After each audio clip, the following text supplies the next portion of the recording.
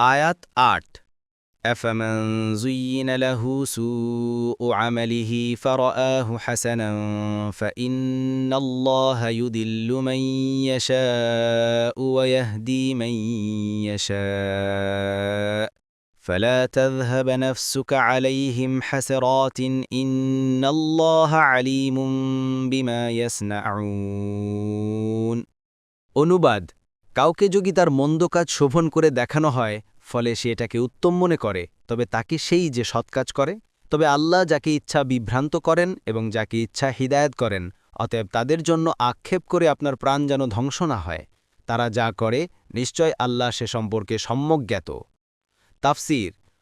১ নং ফুটনোটের বিবরণ